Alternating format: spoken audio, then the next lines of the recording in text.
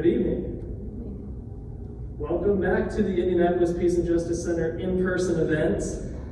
It's fun to actually see faces that aren't pixelated, so that's really, really cool.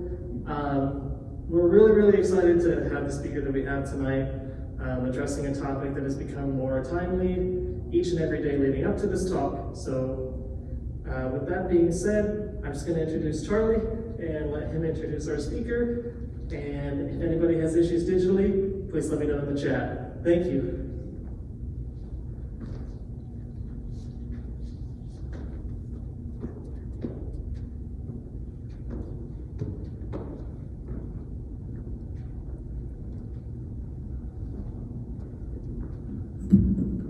Well, I want to welcome everyone. It's a shame we didn't have a bigger place.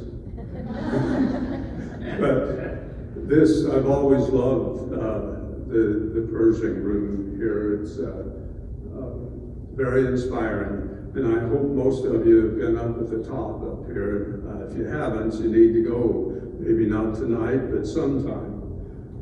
Anyway, I hadn't had the opportunity to meet our speaker, only talk with him on email and phone and that. And so I'm really pleased to have had the opportunity tonight to talk to him a bit. I didn't know him. He was recommended by a 3-star general, and so, you know,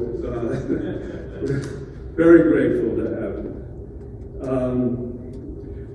But it is a real pleasure to be able to introduce Lieutenant Colonel Richard Graham tonight to talk about, as Ted had said, a very timely and important topic. And so we're very grateful to have him here. And the topic, of course, is his thoughts on the end of the Afghanistan war. Colonel Graham is certainly qualified to give expert opinion on this topic, and as I mentioned, was recommended by a 3-star general, and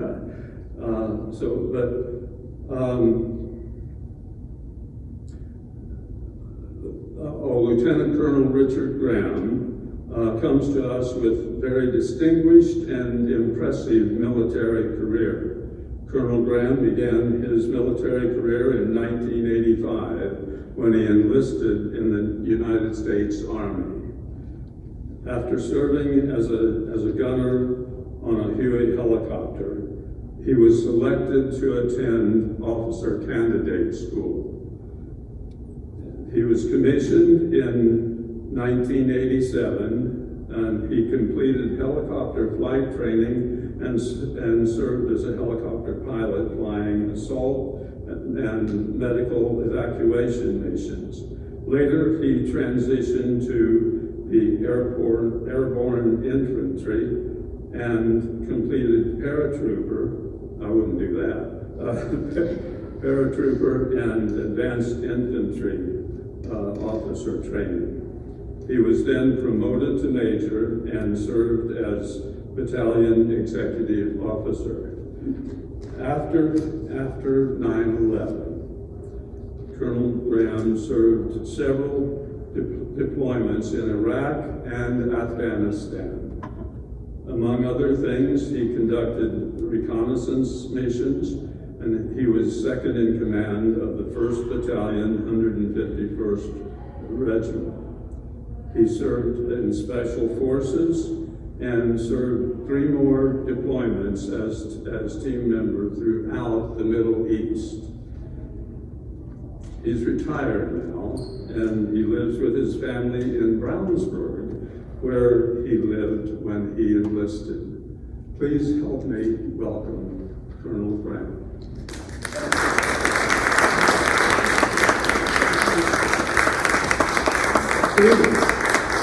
And thank you for inviting me here. It is an honor, regardless of the size of the crowd. It's an honor to be invited to speak. And this room and this facility really holds a special place for me. It's very sentimental. The names of several family members are on the walls in this building. most notably my grandfather in his service in World War I. But my uncles that served in World War II, their names are all enshrined in this building. This building holds personal affection for me. So I'm glad to be in this large room. I especially like this room. And I'm honored to be here before you. What I'm going to talk to you about tonight, though, is my personal experiences, particularly my primary deployment in Afghanistan. I had 3 deployments to Afghanistan. But I want to talk to you tonight really about my first one. As he said, I served as a private, as a door gunner in the Army. Best time in the Army I had, short of my officer time in combat. I was the least experienced guy. I had the least amount of responsibility. I lived in the barracks. All I had to do was make sure 2 M60 door guns were always ready to go and always cleaned and always prepared to be on the helicopter. If I screwed anything up, I was a private. My platoon sergeant said, "Private Graham, you're an idiot. That's exactly what I expected from you. Keep up the good work, you moron." And that's all the responsibility I had. It was easy. But after officer candidate school and after flight school, I became a Huey pilot, as you said. I loved flying the Huey helicopter. It's long out of service now. I thought it was a beautiful aircraft. I loved the way it sounded. I loved the mission. I particularly loved flying as low and as fast as we possibly could go. Just exciting and thrilling. When the Army moved away from the Huey to the Black Hawk, I was serving as a medevac pilot. Very rewarding career choice. Flying medevac, just truly helping troops that have been injured in training, rushing them like an ambulance driver to the hospital at 150 miles an hour at treetop level. Just thrilling and very rewarding. But as I said, when the Army transitioned to the Black Hawk, I transitioned to the infantry. I had no desire to fly the Black Hawk. If the Army wasn't going to fly Hueys anymore, well, then I just wasn't going to fly.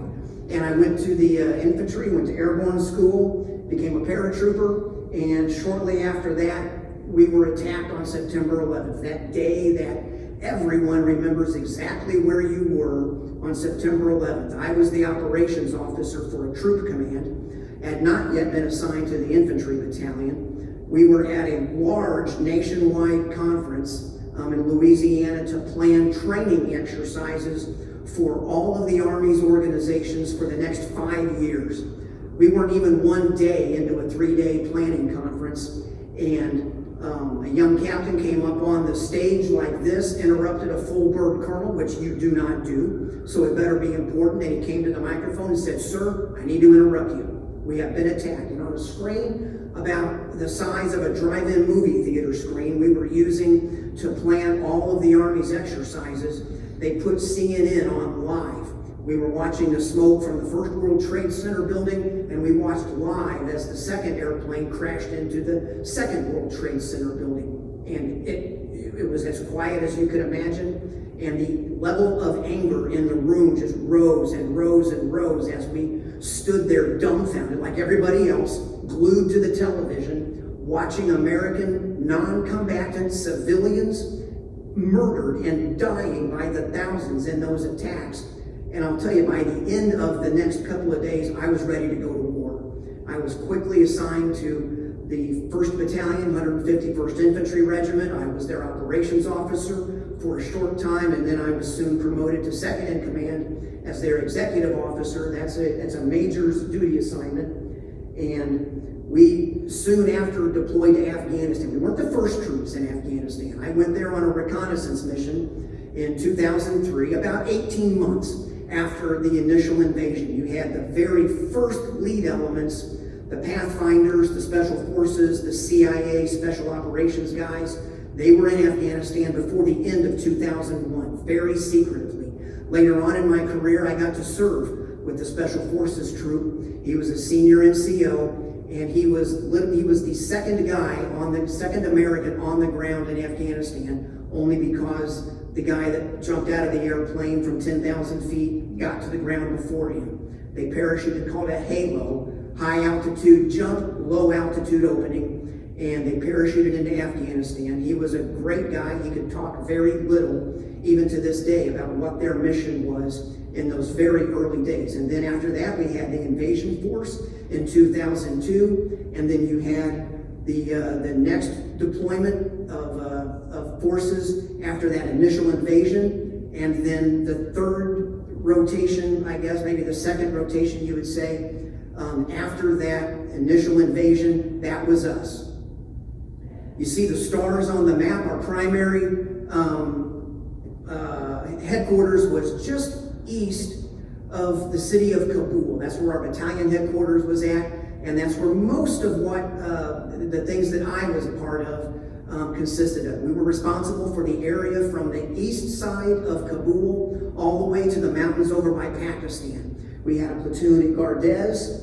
To the east of that, up in the mountains, we had a platoon at Kalat. We had a platoon down to the south at Kandahar. We had a platoon all the way to the west on the border with Iran at Herat Castle, and a platoon all the way to the north at Mazar-e Sharif, way up in the north. So I had an opportunity as the Battalion XO to go to each one of those places and see our troops conduct operations, but primarily I spent much of my time in Kabul and between Kabul and Kandahar to the south. There we are in the mountains just east of Kabul, not quite into the Hindu Kush mountains. We're taking a bit of a break there, got our body armor off. Proud to be there, everybody's smiling. We're having a good mission. We are the infantry. We are there to crush the enemy.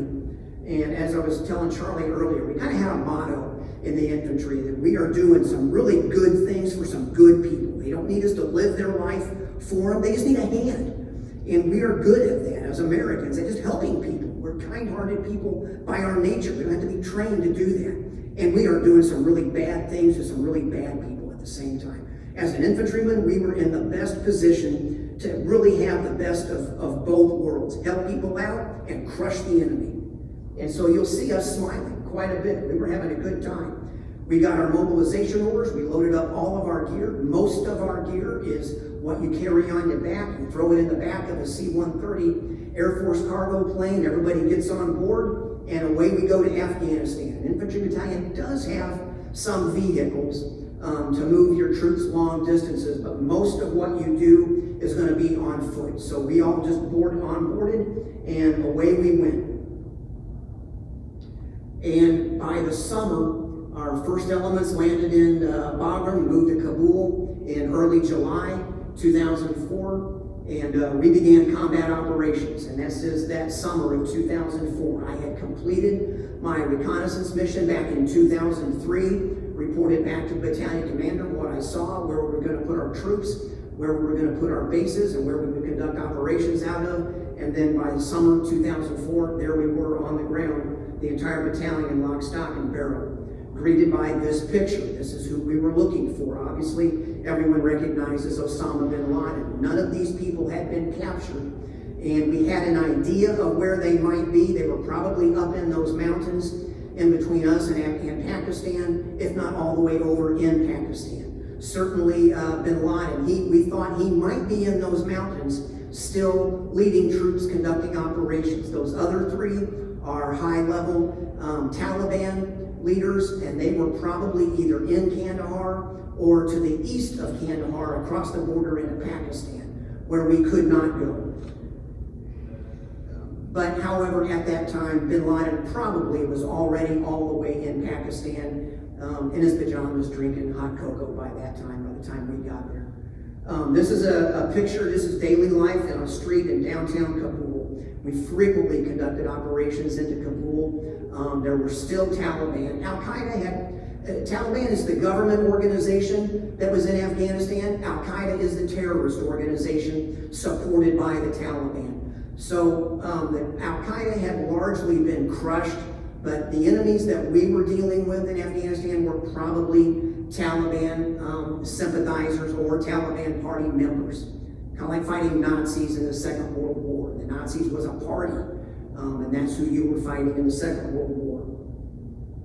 Another picture, and this is regular downtown Kabul. Everything, and this is what society looks like when it completely collapses, has no infrastructure. All market, all trade, all business is done in the open air in Kabul. Everything in Kabul was destroyed from decades and decades of fighting. Remember, the Russians invaded in 79. As soon as they left in 89, followed quickly by a civil war with the Taliban eventually taking over by the 90s, and then continued fighting through the 90s until we got there in 2001. This is a shipping container. This is what most business looks like in Kabul. Shipping containers tucked away into the destroyed infrastructure of the buildings, and everything in a shipping container is kind of like a little shop at grocery store, or the groceries you buy at a gas station. The little trinkets and the little things that you purchase there. This is another picture of downtown Kabul. This is the market area. And as you see, everything has a bullet hole or an artillery shell hole through it. And this is where we spent most of our time in Kabul. And these early pictures, we're just learning our way around Kabul. This is the first weeks for us. Most of us have never been in combat. We had a few of us that had served in Somalia, in Mogadishu, with the Ranger Regiment there. But most of us, we've never seen combat before. We'd certainly never seen anything like this. Like I said, everything, Kabul was heavily damaged from decades of fighting. And it was dangerous to be out on the streets. So we were very serious and very matter of fact. But at this point in our deployment, we're still almost tourists almost. We're learning the lay of the land, learning our way around, just learning the streets. The streets are very confusing. There's not a straight line or a right turn anywhere. Everything is just eyeballed. Every building is built just eyeballed. Close enough is good enough. And there's no OSHA standards anywhere. And certainly no transportation standards when you're building roads. And so when it gets hit with an artillery shell, it doesn't last very long. This is the presidential palace in Kabul, where then the interim president, Hamid Karzai, he wasn't elected until later in 2005, I think it was. While we were there, we had responsibility to oversee security for the first ever national elections in Afghanistan. It was a great honor for us to have responsibility to secure election sites and the city of Kabul. And this is his palace where he lived, largely destroyed. That's the interior walls of the presidential palace. As infantry guys, we went wherever we wanted. We marched right into the presidential palace. And it, like I said, it was largely destroyed. This is the outer wall of that presidential palace. And most of Afghanistan looked like this. But we quickly got to business. This is us on a cave clearing operation. Taliban was notorious, and Al-Qaeda was notorious for having expansive and extensive cave network all throughout Afghanistan, obviously primarily in the mountain regions. It protected them from direct fire. It protected them from bombing and indirect fire. And you had to physically go into those caves and clear them out. This is one such cave. You could park a battalion of soldiers and equipment inside this cave complex where we're standing at the gate. I don't know if you can see that picture very well. It's pretty dark.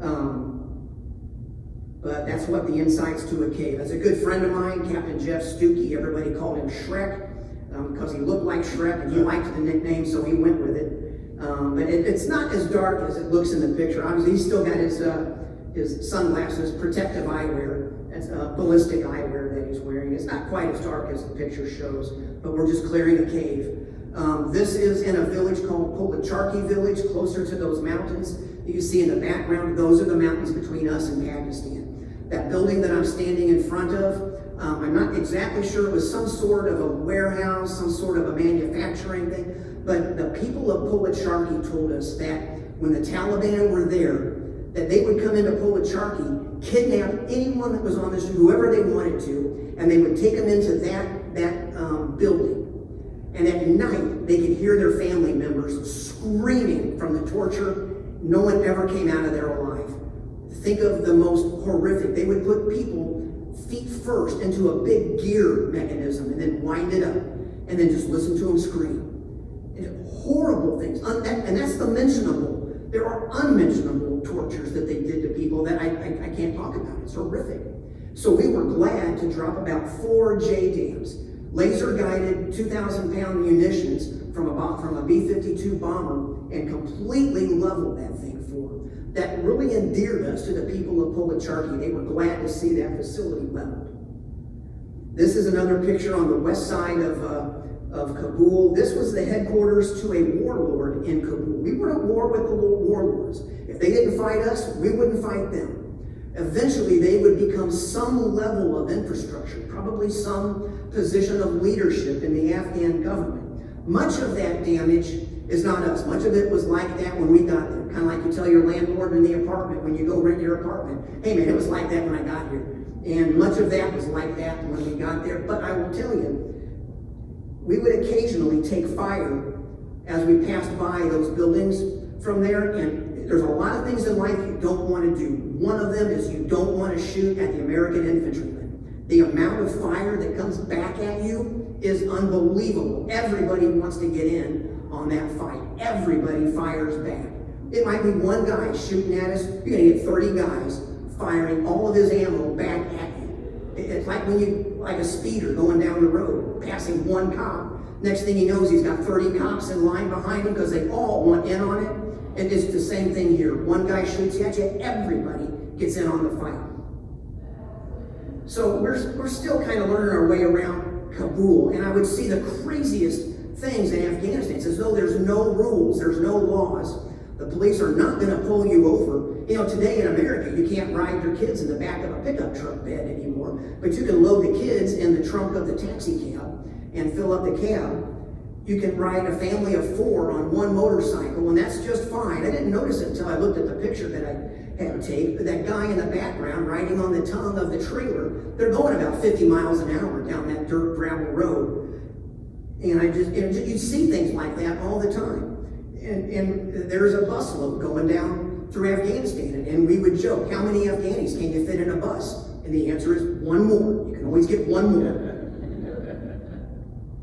Here's the Kabul River. This is in the summertime, so the water level's really low, but the stench from the Kabul River, it was mostly just sewage. It would be like washing your clothes in sewage, and that's the level of sanitation, and that just speaks to the infrastructure that existed in Afghanistan when we got there. There's no infrastructure in Afghanistan. There's no electricity, there's no medical services, there's no trash removal. None of that stuff that we have here existed in Afghanistan when we got there. America really had its work cut out for them when we got there. Not just fighting the enemy, but creating a nation that existed only on a map. Everything else didn't exist. This is a picture of the Queen's Palace while we were still learning our way around Afghanistan, learning our way around Kabul. We did get to go in there. That's where the royalty for Afghanistan, the king and the queen, his daughters, the princesses, that's where they lived. That was one of the first locations the Russians paratrooped into when they invaded in '79. But they didn't do all that destruction. Most of that was from the Taliban during the Civil War. As you can see, it was once a beautiful location. This is the King's Palace, also on the south side of Kabul. It's not where the king lived. Think of it as the National Capitol building.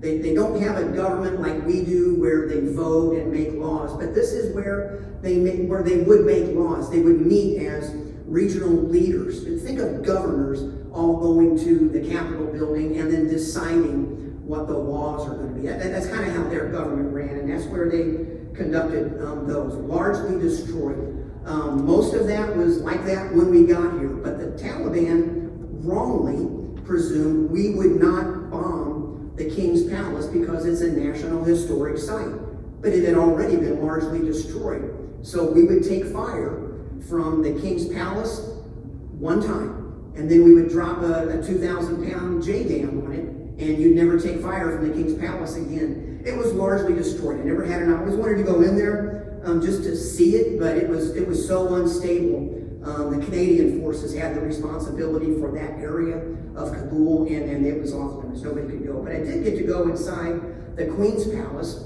when we had a little bit of time, and we just saw the once clearly beautiful place that Afghanistan was before the Russians got there. But you can see everything of value is stripped. You see that line there on the left-hand side. There was probably copper wiring or something there in the wall. Everything had been stripped of value, and the only things remaining were a lot of bullet holes in the walls. And then we really got to business. And our job as the infantry is patrol, maintain a constant presence so that the enemy cannot be there. Here we are getting an intel brief and the patrol brief before we go outside the wire, and then we just start being there. As long as we're there, the enemy cannot be there. The guy in the sombrero in the front, that's our interpreter. He would wear a military uniform and then some sort of headgear. He might wear a Kevlar, and we would afford them some body armor, but we patrol everywhere. So I've got a lot of pictures of us on patrol. And you'll notice kids with us everywhere we went. There's always kids, and they love having their picture taken with us. This is an example of the narrow streets. This was taken, I recognize that place, that's Udkel Village on the east side of Kabul. Very dangerous. It was still a Taliban stronghold. And so we liked having kids on patrol with us, because as long as kids wanted to be with us, then we knew that they knew that the Taliban probably was not going to try to hit us. When nobody wanted to be around the Americans, then we knew that's probably something bad was probably getting ready to happen on that patrol. You know, think of the cavalry in the old West days, how they would escort pilgrims across the U.S. West and help them get across in safety. And so people wanted to be alongside of those cavalry troops. Same thing here. People would watch for our patrols, and then they would walk along with us as we went from point A to point B. And, you know, kind of almost like a taxi, they exit when they got to their destination. And here's another, this is Udkel Village. And you can see, just, you know, imagine at the end of that street, if there was an enemy with a machine gun position, he would have wide open fields of fire, very little room for us to get cover, and certainly no concealment. We were in a wide open place. And except for that one kid there up against the wall on the right, no one is with us on this patrol. We were a little edgy on it. Nothing happened on this patrol, but it's an example of what an ambush typically would look like. You had to find cover quickly when machine gun fire, and they would always fire from very far away from us. We never really got a good look at the enemy. Afghanistan is one of the most heavily mined countries, if not the most heavily mined countries on the planet. There are more landmines there than anywhere, from decades and decades of warfare between the Russians planting mines, the Taliban planting mines. We planted a few anti-personnel mines, but all of it was there when we got there. So you tried to walk on the hard-packed ground. We tried as much as we could to stay on the packed trails, but, you know, a culvert like what we're getting ready to step across in that picture, freshly tilled dirt, those are all good places for the enemy to place a massive explosive. We're always on edge, looking for wires, looking for any indication that there was a bomb placed in our path. Always, always, always on edge. You were always on alert, because at any moment, everything could break loose. And that's our job as infantry. We look forward to it. That's our job, to go out there, find the enemy, kill the enemy. I recognize this alley. We frequently patrol through here. On the left side of that wall is the school for the village of Udkel, still a Taliban stronghold, and the headmaster for that school had been placed there by the Taliban. Very unfriendly to Americans. Lord only knows what he was telling the students about Americans. But when we passed by the school, he would call all of the kids in, and he would glare at us as we walked by, but we frequently patrolled down that pathway. But again, if you want to control the terrain, you can dominate terrain with air power. You can dominate terrain with tanks, with armored vehicles. But to control the terrain, these are military terms, but to control the terrain, you've got to commit troops to the ground, boots on the ground, as we say, to secure that terrain and physically fight that enemy. Tanks are very intimidating, but they're very susceptible to an infantry with anti-tank weapons. You've got to have troops on the ground to protect your equipment. And as I said, you've got to place infantrymen on the ground to physically fight fight those enemies. You can't do it. This is when diplomacy has failed. Talking no longer achieves anything. Now it falls to us, the American infantrymen, go kill that enemy. If they surrender, fine. Taliban never surrendered to us. They would fight, run away. We might not catch them, but we never took a prisoner, which was fine. We weren't trained for prisoner taking. We're not a POW unit. We're an infantry unit, and it was up to us now to deal with the situation in Afghanistan. We were glad to do it. So you spend a lot of time talking on your radio with your higher headquarters, letting them know where you're at. You're in constant communications, and you're just physically there. In the background there, that was just outside of that school in Udkel village. And again, we're trying to stay on the hard-packed earth where it's very unlikely that an explosive has been placed. Every time we were out, we quickly learned there's no infrastructure in Afghanistan. So we would find kids everywhere who had been hurt. You get hurt in Afghanistan, no ambulance is coming, no paramedics. Nobody's coming for you. You either bandage yourself up, you get better, or you die, or you have a permanent disability from whatever your injury was. So our medics quickly began packing double amounts of medical trauma gear because we were always going to come across somebody, usually a kid, who had gotten hurt pretty seriously. We gave a lot of sutures and a lot of bandages, and we set a lot of broken bones. Everybody in the battalion was trained as a combat medic, not just our trained medics. Every infantryman was trained as a combat medic and capable of inserting an IV for fluids, bandaging serious wounds, and giving sutures. So we always had an opportunity to have interactions, particularly with kids. And here we are again, bandaging a kid that got hurt. If you look in the background, that is marijuana growing free. It is illegal to grow and sell and use marijuana in Afghanistan. There's no infrastructure to enforce that. It's an unenforceable law. There's no police force. While we were there, there's no police force that's going to come and arrest you for dealing in marijuana. So we ignored it. That wasn't our mission. We didn't burn it down. We just didn't mess with it. We were there looking for the enemy. But constant interaction with kids everywhere we go. Kids, kids, kids. And we were constantly on the go. Now, in this picture, it wasn't at this location, but this terrain reminds me. At our base camp in Gardez, we had a platoon there. This is up in the mountains between us and Pakistan. We had a platoon there. And one evening, as it's starting, about this time of day, starting to get dark, they noticed men herding their sheep and their goats just outside. If you look there in the upper left, you can see the wire, the fencing. That is the outer perimeter wire of our base camp that's there. And it was identical terrain to this situation. And just as it's starting to get dark, more and more men were herding their sheep just outside that outer. You got two perimeters. You got the inner perimeter, you got the outer perimeter wire, and in between is dead man's zone. Anybody goes in there, you just assume they're trying to penetrate your perimeter and you kill them. Everybody can walk outside the outer perimeter. Nobody can go inside that outer perimeter. That's a kill zone. And just as we realized, that's a lot of grown men herding sheep. Sheep herding is a boy's job. That's a job for a 10-year-old or a 12-year-old boy, not a grown man.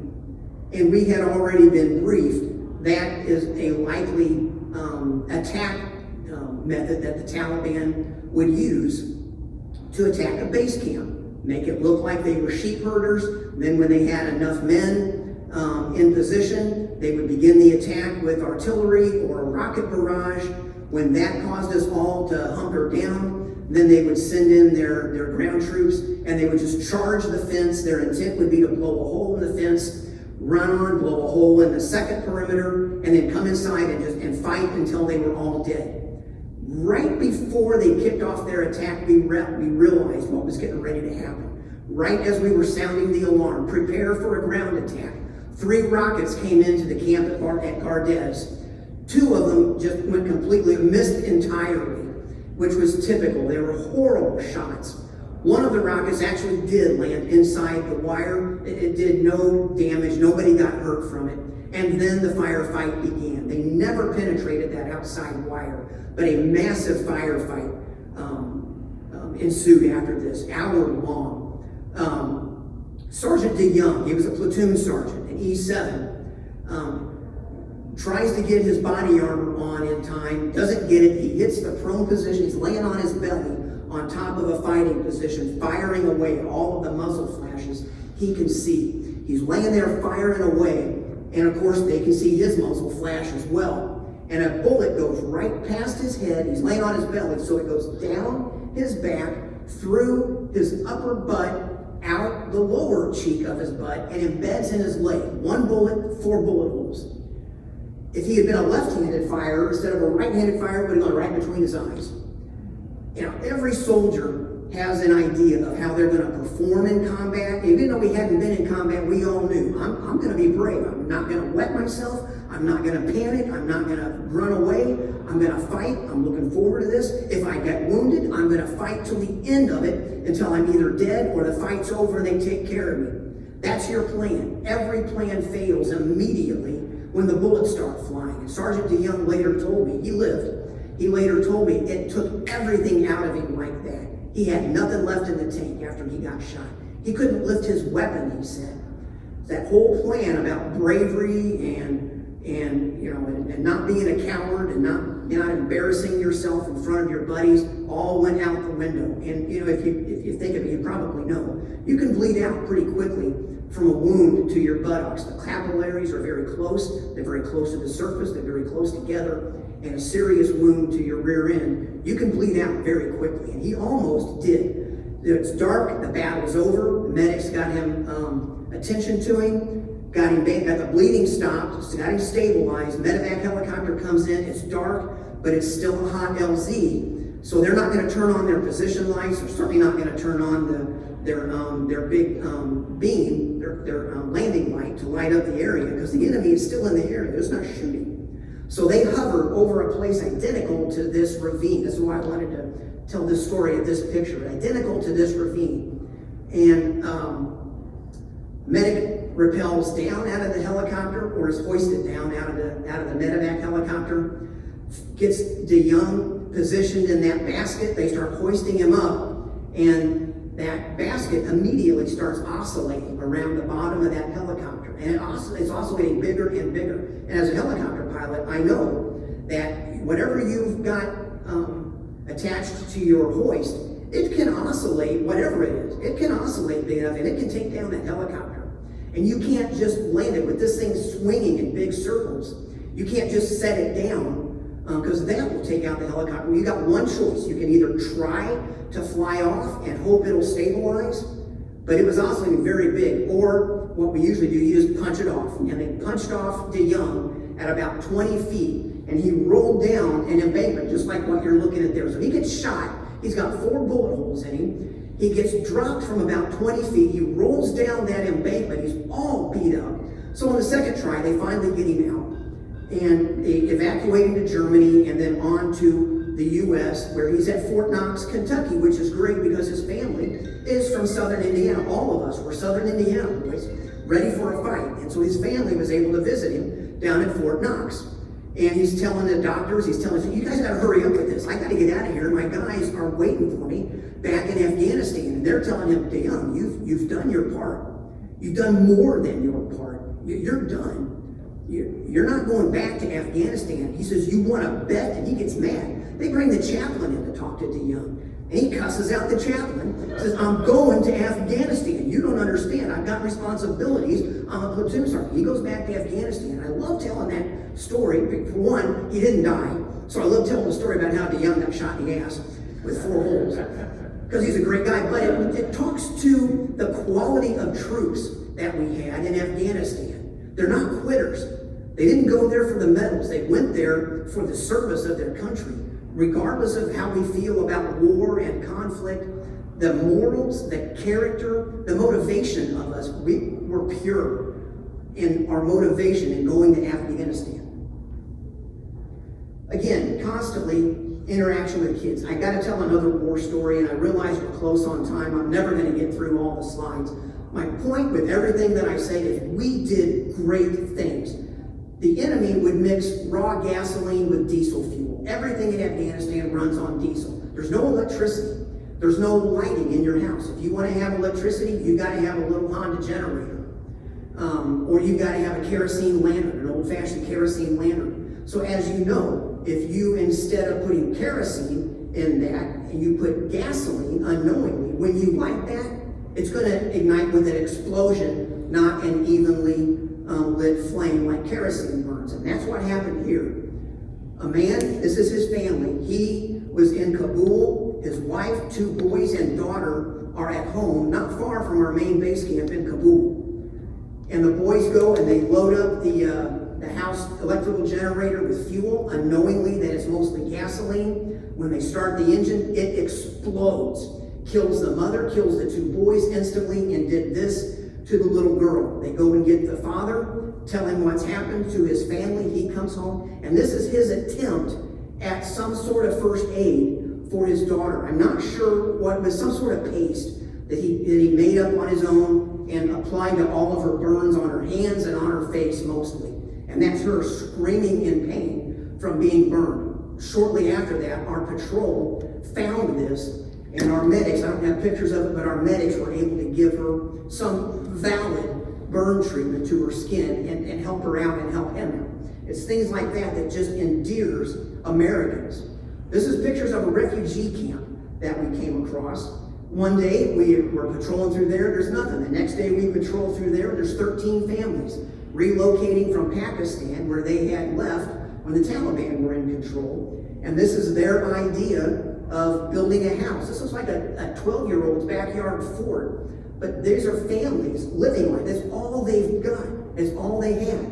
So we patrolled through there and we realized, look, we can help these guys. We can do something for these guys. So we would secure the area, and we would set up medical stations and start providing medical aid. There's a little girl's got burns on her legs. There's a little baby being treated by, no females in the infantry battalion, but there were females in the medical unit at our next higher headquarters. They would set up a massive aid station. Think of the TV show MASH, kind of like that. Set up a massive aid station. We would secure it as the infantry, make sure no Taliban is going to attack that aid station. And these families would bring primarily their children, but they would come to us in droves for medical attention. Here's a little girl. Doctors were seeing diseases and viruses they'd only read about in medical books. This is a little girl with a flesh-eating virus called leishmaniasis. And it literally eats, all she needs is a hot bath, some soap and water, and some good personal hygiene. Not only did they not know that, they don't have the opportunity for that. So we were able to do a lot of good. This is a personal picture. I mean, it's very sentimental. This man is Hakeem Wardock. It actually has one name. It's Hakeem. If you remember the story of baby Kudra that came to Indiana for open heart surgery at Riley Children's Hospital back in about 2005 and stayed here in Indiana, they saved his life. That was our battalion. That was this refugee camp. That was that man's little boy. And I think that's that little baby Kudra there on the right. That's his house. It literally a hole in the ground. He dug a hole in the ground, used that dirt to make the walls. He's got just an open hole there for a window, put some thatching over the top of it for a roof, and that's where Hakeem came from. We brought him here it broke our hearts. We saw this little baby. Our battalion surgeon correctly diagnosed him as having a heart problem. When he brought his baby to us at that medical aid station, he was blue, a little baby. I think he was about 3, but he couldn't walk. He could only be carried, and we knew we're watching a baby die.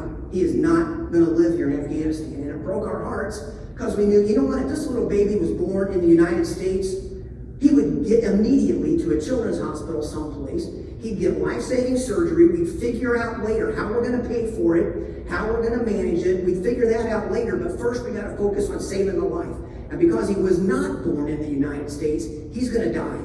And that's the type of mission the infantry guys just love, a hard task. I mean, we got to figure out how to get this baby into the U.S. I called my dad on the phone and said, hey, Dad, I know you work with like Rotary. I know you work with some organizations like this. Indiana latched onto that like that and got that baby here in Indiana with his father and an interpreter. And Hakeem and that little baby stayed in my room at my house, at my mom and dad's house, where I grew up as a kid in Brownsburg, while I was staying in Afghanistan living there out in the desert. It's a great mission. Now, it had a very sad ending. You know, that baby died, and we haven't heard from Hakeem in days since we've left Afghanistan. I think it's got 2 sad endings.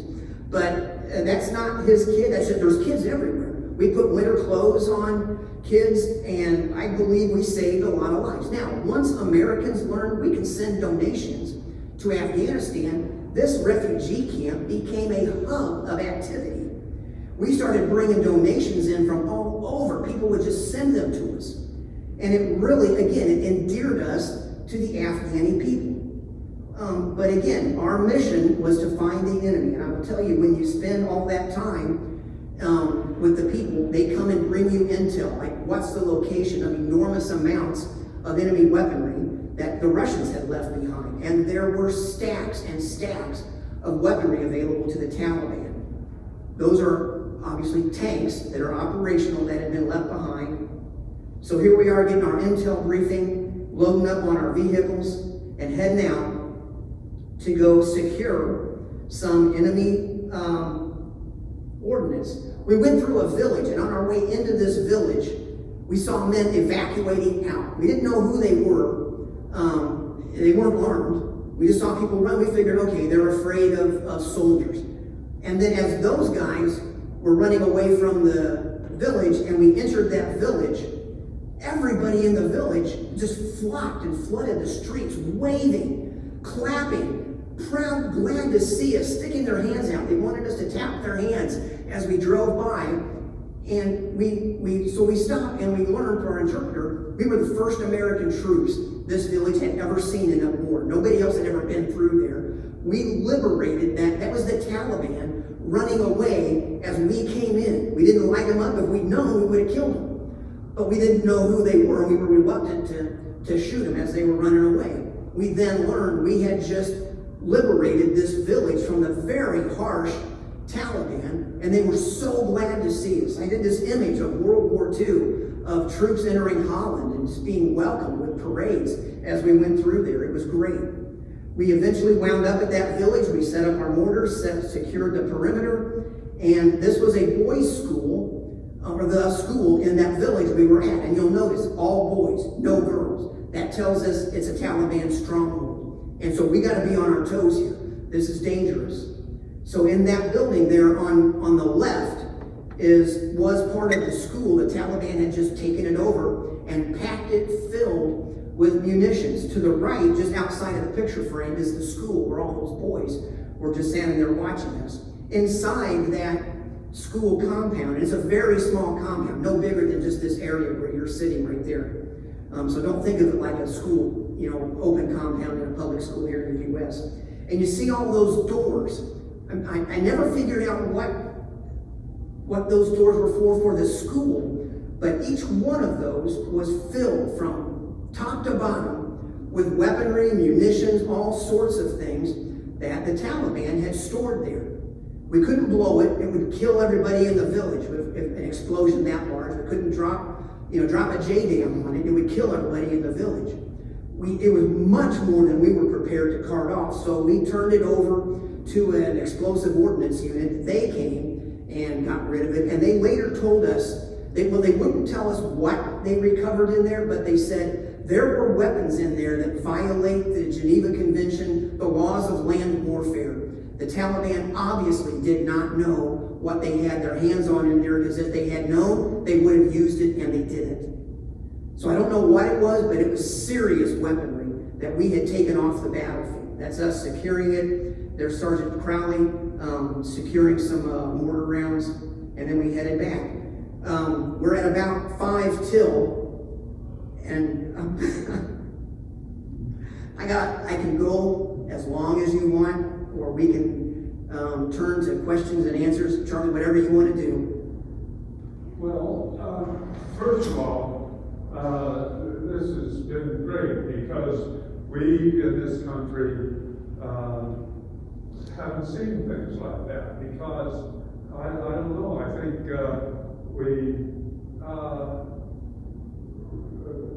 Americans, we just kind of got tired of war and continuous war, And media, you know, we would see people with guns every once in a while, but certainly nothing like what you presented here. And I think, though, that we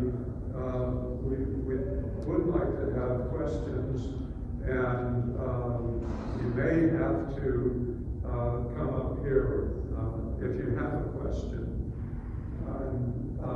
because we're so spread out, it'd be hard to hear someone. So I think that. Yes, ma'am. What are your thoughts about the new government in Afghanistan, Taliban, hardliners essentially, but also many of them who are very close ties to Al-Qaeda? Yeah. I am, you know, when I was serving on active duty, you would never hear me say a disparaging word. If you wanted somebody to complain about the government or criticize policy, don't come to me. I wasn't going to say anything negative. It's not my position. I would never criticize my leadership, from my commander up to the president. It wasn't going to be me. I'm not on active duty anymore. I'm retired. I probably don't have the words to say how angry I am at how this has been handled. We fought a 20-year war. When we were there in the early days of the war, we were talking as though it was going to be like South Korea. We'd be there for decades, like Germany in post-World War II, or Japan, or Okinawa, or Guam. But particularly South Korea, the issues facing Afghanistan were very similar to the issues facing South Korea post-World War II. And that's what we were expecting. We were expecting a 40-year mission in Afghanistan. Not to say, well, we're tired after 20 years.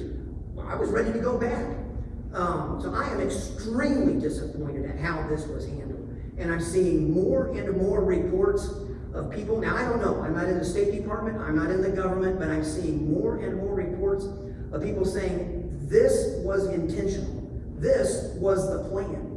They're criticizing that we've been infiltrated by Marxists, and that just like the terror attack from the outside on September 11th, this is a terror attack from the inside in 2021. Now, I don't say that, but I'm seeing more and more reports. Nobody is pleased with how this withdrawal of troops has gone out. We have armed a terrorist organization now more heavily than they were armed when we got there 20 years ago. They have an Air Force. And even if they don't have the pilots right now, they will go find those pilots, they will kill the youngest daughter or the youngest child in the family, put guns to the rest of that guy's family, and they will say, you either fly that aircraft or we're killing everybody, and we'll go find another pilot. What's he going to say? What would you say? He's going to go fly, and we've seen that a little bit already. We've seen them flying our Black Hawk helicopters around. They will do that with all of that key pieces of equipment. We have just given an Air Force to the enemy. And there will be an attack on Iran. There will be an attack into Pakistan or something within the next 4 years or so. Nothing good is going to come from how we managed our withdrawal of forces from Afghanistan. Nothing. The future for the Afghan people. Say again, I'm sorry. The future for the Afghan people is nothing but sorrow, heartache, and misery. Before I started speaking, I read a report from a woman in Afghanistan. She says the Taliban are here. They are worse than they were before the Americans got here. They are more harsh. They're just openly killing people, beating women, beating children. It's going to be worse for them than it was in 2000 before we got there. They all have no positive feelings about their future. Yes, sir. I helped organize a fundraiser with your dad back in school a number of years ago. Any idea what's become of his We dream? changed not just his life, we changed the lives of an entire community in northern Afghanistan, up in Kunduz. With all of that fundraising, Hakeem went to medical school. He gathered up his children. I didn't know it at the time. He had 6 kids that he had given out to people because he couldn't care for them. He had gone off to Pakistan to a refugee camp. And we met him in that refugee camp. We met him in that refugee camp where I showed you the pictures. That's how we came into contact with him. We took him from that, living in a hole in the ground, we gave him thousands of, that's what Americans love. If you can't go fight, then Americans love to do whatever they can, and we're good at financing and funding things. We gave him thousands of dollars. He did not squander that money. He paid to have his kids brought back to him so that he could now raise it. He had the money now to raise those kids. He went to medical school. He sent his sons to medical school in Pakistan. They learned English. They learned how great America is. He saw how great America is firsthand by living here. He went back. He started a school in Kunduz in northern Afghanistan where they teach boys and girls. He started a school for women, teaching them skills and just homemaking crap, kind of like home ec, I guess, probably in high school, but teaching them a skill where women who had been widowed from the years of warfare, where they could make a living on their own. When he came to America and he saw my mom driving a car, and he saw other women driving, and just women out and doing things. To us, it's unthinkable that, well, of course women drive. He couldn't believe it. He took that back to Afghanistan and was committed to not moving his family to the United States. He wanted to bring those qualities of American freedom and liberty and just our way of life back to Afghanistan. He had largely done that. With the evacuation of Afghanistan, he brought all 11 members of his family down to Kabul, and we haven't heard from him since. I think he is likely dead. Because the Taliban, they know who he is, they know where he is, and they know what he's been a part of. They have a lengthy list of everyone that has any connection to the United States, and they are hunting them down and killing them. So I fear for Hakeem and his family. That's what, so earlier when I said I think this has a double sad ending, baby Kudrat died quickly after returning to Afghanistan. That was heartbreaking. And I think the rest of the story is equally heartbreaking. I think we have two Jims that put up their hands. Yes. I just wondered, what was the number of troops that were, U.S. troops that were there when you were there, and not just U.S., but Allied troops also? We were Task Force Phoenix, and we had a large contingency from other countries. I fought alongside of the Gurkhas. I fought alongside of the French, the Foreign Legionnaires. That's an interesting military group. It's an interesting history I don't have time to go into. We had Germans. I did a lot of humanitarian stuff alongside the German army, which I found interesting because my Uncle Charlie fought the Germans in World War II, and I was serving alongside of them. An infantry battalion has exactly 703 all-male soldiers. Our brigade task force, we were the muscle for a brigade task force. From the U.S., we contributed 1,500 soldiers. And then we had anywhere from a company size element of about 100 soldiers from various countries. Like the Gurkhas, I think they sent 100 soldiers. The Legionnaires, I think they sent a company, which is 100. But we had, I think, about 3,000 total within Task Force Phoenix, all headquartered in that main camp where I was headquartered at, east of Kabul. But total U.S. troop forces while we were there, I don't know what it was.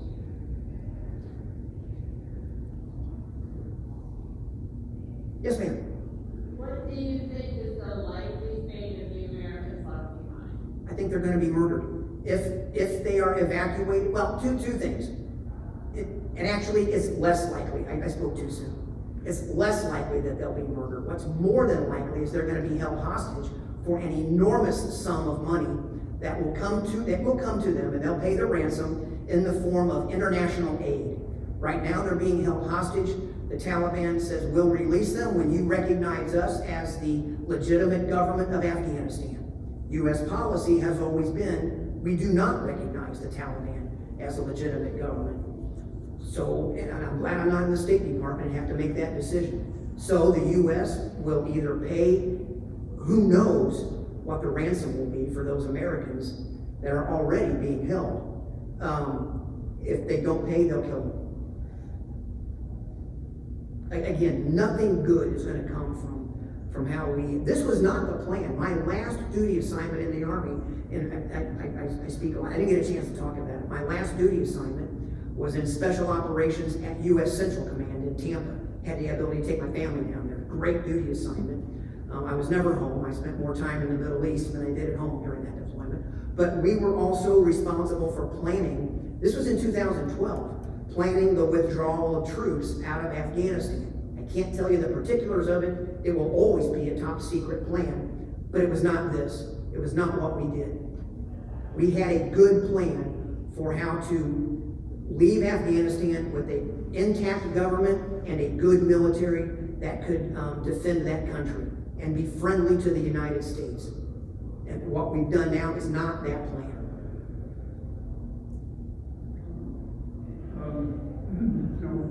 I have a question. I certainly understand what you went through and what you saw and what the good things that we did in Afghanistan, and I certainly understand your anger in that. But my question is, when we went over there originally, it was to get Bin Laden? yeah. Thank you.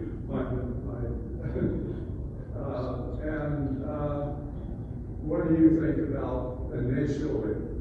And did we do the right thing? Did we do it the right way? Yeah, I tell people really the same answer every time I get asked a similar question. The concepts of freedom, liberty, a government that represents the people, that is not a dictator form of government. Those principles are always worth fighting for.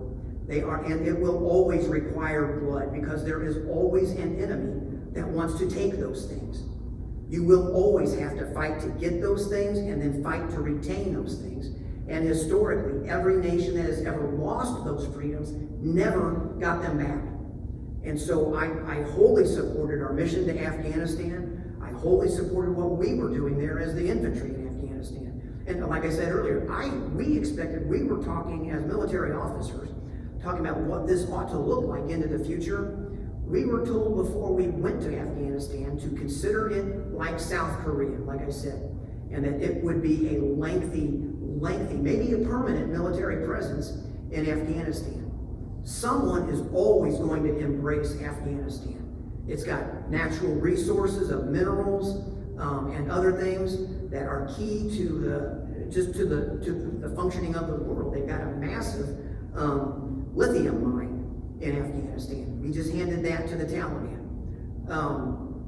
It's worth people's lives, people's liberty and freedom is worth fighting for and defending. And I haven't changed my opinion on that. Right here. Yes, sir. You just used the word embrace, but all of those things that Afghanistan possesses are there to be exploited. And that's what most of the foreign powers that got into Afghanistan have done. I'd be interested, I know you didn't go back to look at those bombed out buildings that the Soviets left behind, but did any of that get rebuilt? Oh yeah, I was back in 2011. I volunteered for Special Forces and was accepted into Special Forces. I went back to Afghanistan in 2011, and just in almost all of the operations I was involved in were right around Kabul. I was then living at a base in downtown Kabul, not back out at Camp Phoenix. And Kabul itself had changed so much.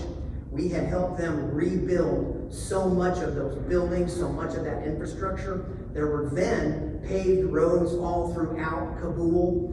I didn't get much of a chance. I did get a chance to go up to Kunduz on a mission. And Kunduz really didn't see a lot of fighting to begin with. So there wasn't a lot of damage there. And it looked good and intact. But in 2011, when I was there, Kabul had largely been rebuilt. A lot of the Soviet armor that just littered the country. It was everywhere. It's just a dirty battlefield. Much of that had now been pulled off the battlefield and turned into scrap, a big scrap industry in Afghanistan of just scrapping Russian armor. So what the Taliban's going to have a hard go at paving roads, removing garbage, putting up electricity, and actually running the government of the country. They're good at murdering people. How long does a generator last if you never maintain it? That's how long their electricity is going to last. Okay. Jim? I have read that China has already got a few people touching base. That's right. And it's not Hakeem that's going to make up. It's going to be with the Taliban. That's right. That's right. That was Russia's plan. Russia needed a country friendly to them. We did the exact same thing Russia did. Instilled a government that would be friendly to us so that we had a place there on the Asian continent. It's not really the Middle East, it's Eastern East. A government that is friendly to the United States with a military that can defend its own country, protect its own people. We helped them write a constitution. Russia did the exact same thing with the intent of communism. They needed a country that would link them to Iran and to desperately needed oil supplies for Russia. Without Afghanistan, they couldn't have that from the Middle East. They were doing the same thing we were doing there, except we went there with a purpose for retaliation for a terrorist attack. Russia just went in there because they wanted it. They're communists. I get their point. I get why they were there. Afghanistan is called the graveyard of empires. I didn't get to talk about Kalat. South of Kabul, about halfway between Kandahar and Kabul, is the city of Kalat, about the size of Brownsburg. There's a man-made mountain. Really, we would think of it as a very large hill. On top of that man-made mountain is Kalat Castle, built by Alexander the Great. That man-made mountain was built by hand by Alexander the Great. That castle was built by, and when I say castle, I just mean the outer wall of a castle with fighting positions, built by Alexander the Great's men. The inside, let me just see if I can go to it. It's easier to talk about it if I can show you the picture.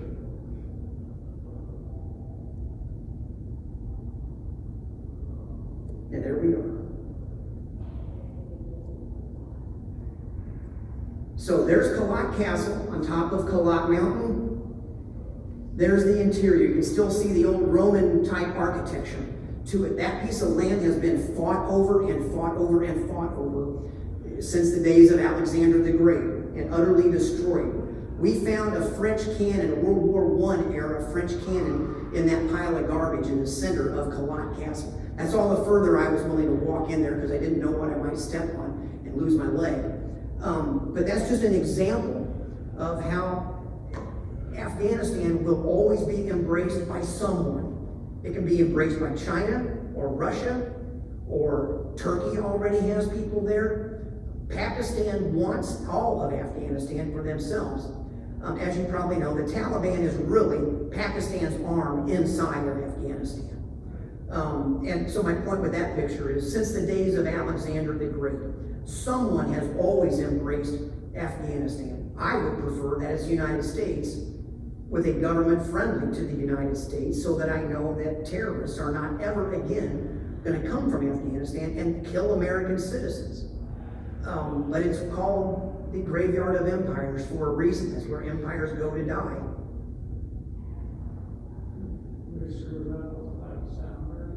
Yeah. I'm going to ask one more probably difficult question. What happened to the Afghan military? Why did they not prevent the Taliban? You know, my special forces mission was two-part. We were targeting enemy leadership, and we were training the Afghan National Commandos, the special forces element of the Afghan National Army.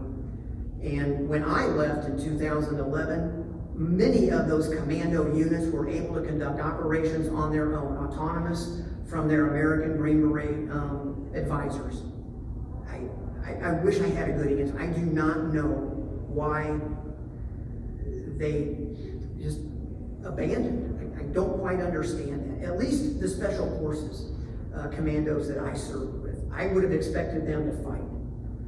The Afghan National Army, we were briefed when we went there in 2004 that loyalties run back and forth in Afghanistan. Warlords fighting from one hill to another pass. In 24 hours, these guys might all just quit and go work for this warlord.